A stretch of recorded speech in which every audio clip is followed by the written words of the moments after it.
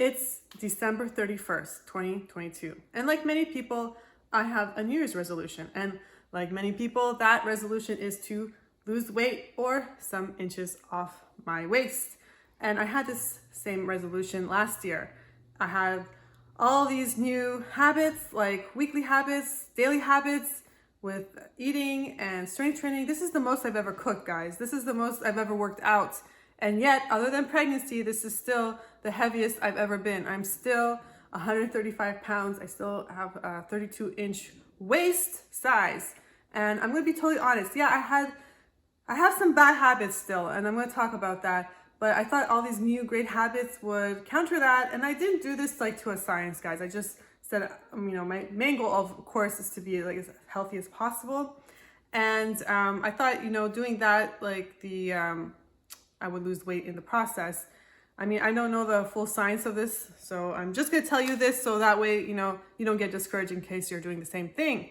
Okay, so like for example, with the food department, okay, these are my new habits that I've had, okay? So I drink hot lemon water first thing in the morning, like the very first thing in the morning. And I do this by scratch, like I cut the lemon, squeeze all the juice out, and like half a lemon really. And then I do that every day. Okay, and this other new habit I have is I eat celery frequently, like almost every day. I eat kale at least once a week, and I drink green tea. Okay, these are my new habits. And sweet potato. See the sweet potato? I just eat it like that. I don't add any seasoning. I just put it in the oven, 425 degrees for an hour, and I just have a few spoons of that a day. Handful of pumpkin seeds, nuts a day too. So I thought that would help, lose an inch at least, but it didn't. And I do all these other things too already, like for years I've been having smoothies with spinach, strawberries. I add tahini, chia seeds, flaxseed, ground flaxseed. I have like oatmeal with absolutely no sugar, like every other morning or so. I eat eggs, which is a superfood apparently.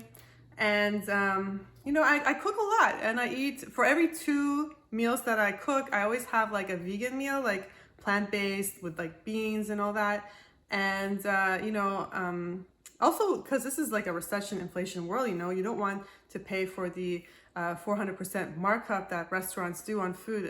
It's good to support local businesses, but oh my gosh, it's really expensive. So I cook a lot too at home. I mean, I might have some fast food once a week.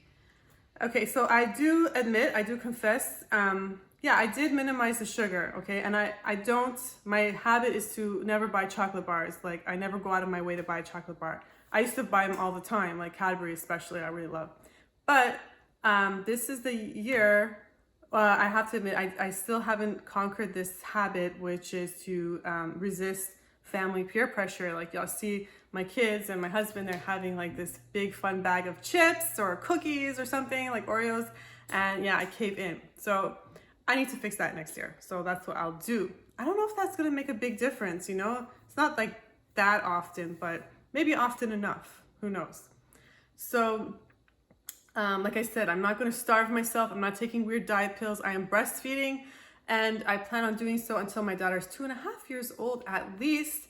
And so I can't really do like less calories kind of a thing. Like, I still need to feed, So none of that. Okay, so just trying to be as healthy as possible and see if the waist reacts accordingly, which it hasn't. Okay, so I still have that postpartum belly. I don't know why. Like, maybe 18 months between 2 kids is not a good idea, and having them in your 30s. I'm 36, by the way. I have my daughter at 34 and my son at 32. Maybe that's not a good idea. And by the way, if my daughter's watching this in the future, I am definitely going to, if she wants to have kids, definitely going to encourage to do that maybe between the ages of 20 to 24, because that's when you recover faster, or better chances of recovery than a 36, 34-year-old lady. Anyway, so another thing I want to talk about is the exercise department, okay? So I used to run like 1 mile, and I increased it this year to 1.5 miles, okay? That's not easy for me. I'm such a lazy person, but I did it. And I also cycle a few times a week. And I added strength training. I have barbells now. I used to not do that. Like, I have a whole little gym set up in the living room behind the couch. I also did these things to fix my posture. I got these novelty device from Amazon, a few things, and I also do yoga and Pilates like every other day or so. I try to do a good amount of that. The average amount of exercise that I did is 17 minutes a day in a week. So that average should be 22 minutes, okay? Because if you do, CDC recommends 30 minutes a day, 5 days a week. So that would take you to 22 minutes a day on average. So mine was 17 minutes and I need to increase that. Oh, I also got a gym membership a few days ago. So that might help. And it's really hard with kids because that's my priority. And I tried to sneak in my workouts like in between cooking and all of these little tasks at home. I do my squats or whatever. I try my best and that's what it is. That's, you know, the motivation is not the problem. It's just getting the time. So when people say unrealistic body standards on Instagram, these people somehow have the time. I don't know, they have butlers or whatever working for them, that people who cook for them. Because I do my own cooking and all that. So, you know, and even me, I'm like really lucky to even have this ability to do that. Because like I'm a stay-at-home mom, you know, and still it's hard for me. And I try to be active with my kids. Like I incorporate dance and walking with them outside every so often. So, you know, that's what I'm doing for my workout. And I'm trying to really work on my posture because posture really helps with losing weight apparently. And sleeping too, because like I'm not getting much sleep, I'll be honest, because like every few hours my daughter wakes me up because she wants to breastfeed. We're doing co-sleeping and breastfeeding to sleep. You know, I'm not the kind of mom that uses pacifier and just cry it out. I'm very attentive to my baby's needs. She's 2 years old almost, but she's gonna be needing this like at least until 2.5 years old. And I know that's intense and not many people do that. Actually, it's very rare that I don't know anyone who's doing this. Like I know very few people, and that's through like the those focus groups for breastfeeding La Leche League. But anyways, my kids are my first priority, and I'll do anything for my kids to have like the any advantage in life, you know. So I will make that sacrifice, no problem. It's annoying, but whatever, I'll do it. So I can't believe like still at this age she wakes up like maybe 3 or 4 times a night still. I don't know why. I try to feed her during the day, but that's just the way it is. Maybe she's teething right now. I don't know. So, you know, at 2.5, which should be June next year, I will have my 8 hours sleep, hopefully. I know next year will be a better year because I'm going to have that full night rest.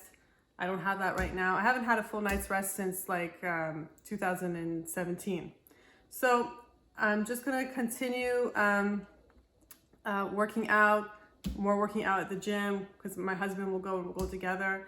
I'm going to continue eating healthy and hopefully my sleep will get better as my daughter gets older. And this is all about health first and foremost. And I'm hoping that like with health, I'll also get some inches off the waist. But you know, because I have like this postpartum belly still. I don't know why. So if you're discouraged and you're doing these things, I'm just going to put this information out there so that people know what the honest truth is, because I'm totally being honest and that's what it is. So hopefully next year I'll have better results and I'll let you know with another video next year.